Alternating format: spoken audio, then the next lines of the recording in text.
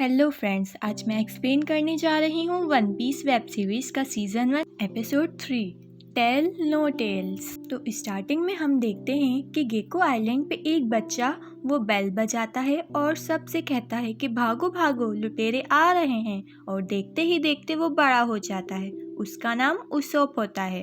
वो बोलता है कि पायरेट्स आ रहे हैं, लेकिन कोई उसकी बात पर यकीन नहीं करता क्योंकि वो बचपन से ही ये सब बोलता आ रहा था। अब एक आदमी उससे कहता है कि पायरेट्स नहीं होते, तो उसोप कहता है कि वो सच में होते हैं और वो कभी भी आ सकते हैं, लेकिन आप बेफिक्र रहें, मैं हूँ ना। फिर लूफी, नमी और जोरो बोट में होते हैं। लूफी बोट के लिए फ्लैग बनाता है जिसको जॉली रॉजर के नाम देता है और कहता है कि ये मेरी टोली का फ्लैग है और इसे बोट पे लगाने को कहता है, लेकिन नमी और जोरो कहते हैं कि हम तुम्हारी टोली में नहीं हैं, और नमी कहती है कि ये फ्लैग मैं अपनी बोट पे नहीं लगाने दूंगी। और फिर जोरो कहता है कि बोट में होल हो गया है, तो नमी फौरन रूम में जाकर अपना फोन चेक करती है, लेकिन वो खराब हो जाता है।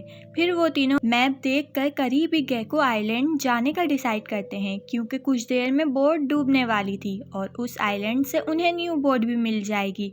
फिर हमें मरीन शिप दिखाते हैं जो पायरेट्स को ढूंढने के लिए निकलते हैं। वहाँ कोबी को भी दिखाते हैं जो दिल लगाकर काम कर रहा होता है। उसके काम से इम्प्रेस होकर लीडर उसे कहता है कि चलो मेरे साथ आ जाओ, ये छोटे मोटे काम इन लोगों के लिए छोड़ दो।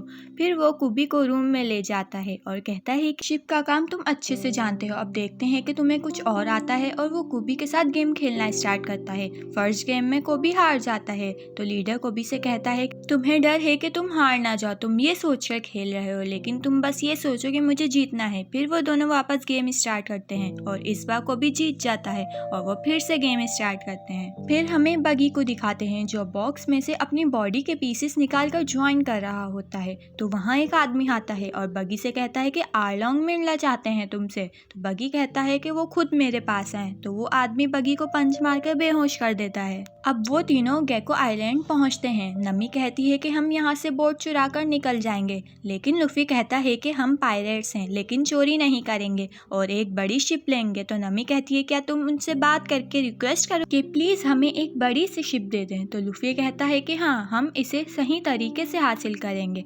अब लूफी एक शिप देखता है जो उसे बहुत पसंद आती है। वहाँ उसोप काम कर रहा होता है। लूफी उससे कहता है कि ये शिप मुझे लेनी है। तो वो बताता है कि टेक्निकली ये शिप सेल करने के लिए नहीं है और मेरी भी नहीं है, मैं इसकी सफाई करता हूँ और ख्याल रखता हूँ।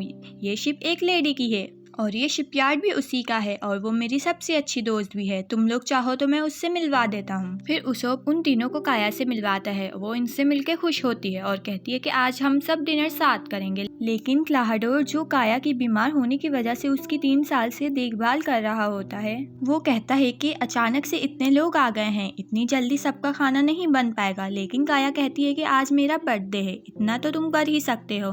फिर वो मान जाता है और कहता है कि पहले तुम लोग नहा के कपड़े चेंज कर लो, फिर डाइनिंग टेबल पे मिलेंगे। अब उसोप काया से मिलने आता है और उसे बर्थडे गिफ्ट बॉक्स देता है। उसमें एक बहुत ही खूबसूरत पर्ल होता है। काया बहुत खुश होती है। उसोप बताता है कि इसे लाना इतना आसान नहीं था, इसकी हिफाजत एक जायंट गोल्डफिश सी मॉन्स्टर कर रहा था, बड़ी मुश्किल से इसे लाया हूँ। काया को अचानक कफ होने लगती है क्योंकि कुछ टाइम से उसकी तबीयत ठीक नहीं थी। उसोप उसे चाय लाकर पिलाता है। काया उसोप से कहती है कि ये चाय ही है जो मुझे अच्छा फील कराती है, और तुम्हारी कहानियाँ। फिर लूफी, नमी और जोरो ड्रेस चेंज करते हैं। वहाँ बहुत सारे ड्रेसेस होते हैं। अब सब डिनर के लिए रेडी होते हैं। वो डाइनिंग रूम में जाते हैं तो लूफी काया से शिप के बारे में बात करता है।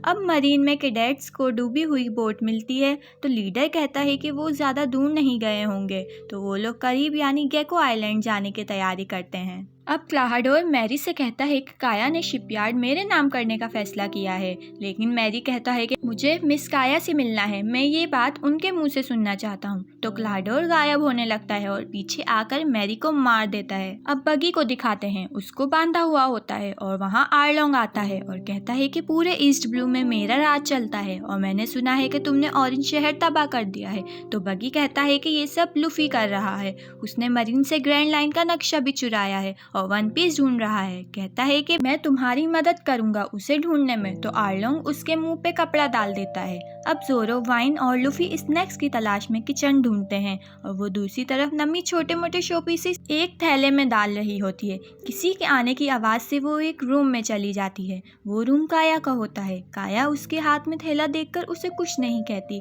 और उससे बातें करने लगती है और बताती है कि इस घर में मैं खुद को बहुत अकेला महसूस करती हूँ।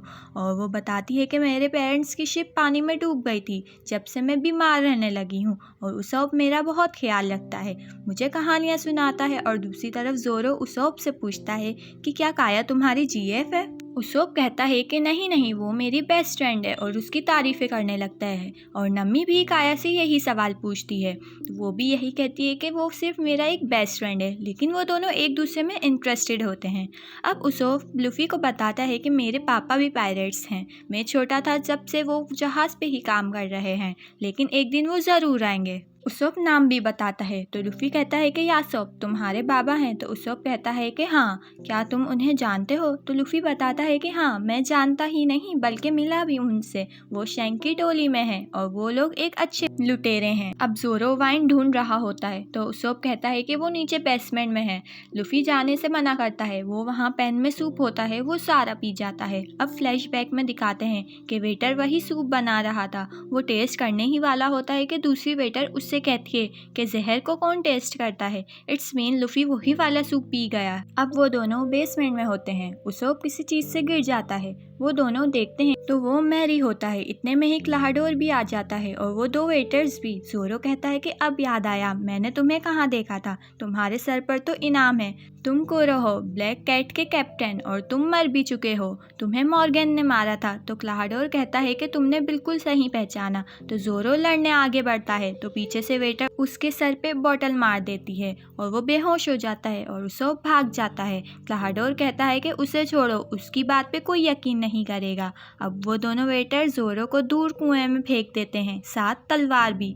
वहाँ नमी काया के रूम से जाते हुए कहती है कि दूसरे के इशारे पे मत चलो, ये तुम्हारी लाइफ है, तुम जैसे चाहो वैसे रहो। और बाहर जाकर वो सारा सामान वापस रख देती है। वहाँ उसोप सबका डोर नॉक करके कहता है कि लुटेरे आ गए हैं, लेकिन कोई उसकी बात पे यकीन नहीं करता क्योंकि वो बचपन से ही ऐसे बोलते आ रहा था। इतने में ही को भी आ जाता है और वो कहता है कि मैं यकीन कर रहा हूँ। और यहीं पे ये एपिसोड हो जाता है एंड।